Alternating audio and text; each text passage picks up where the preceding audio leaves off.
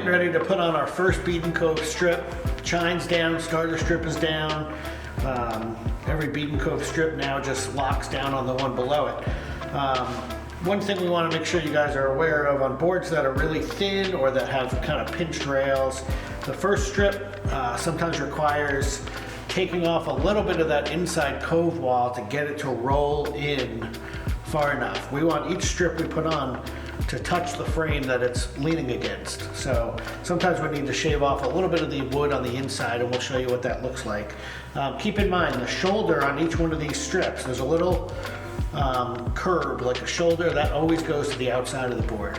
All right, so just to show you what's going on here, as this strip rolls in to come in contact with the frame, it actually lifts off the bead below it.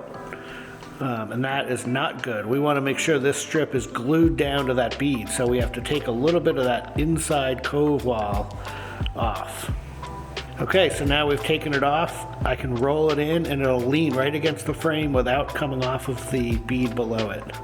This is kind of my zone where I need to shape a little bit off the inside. The middle of the board where it's a little thicker, it seems to be laying just fine. So I'm just going to take this strip. Take a little block plane if you have one, or you can use a razor blade with some care. I just hold the thing on here, hold the plane, and run my hand down it. I want to make sure that I don't touch the outside of the strip. I'm just taking down that inside corner.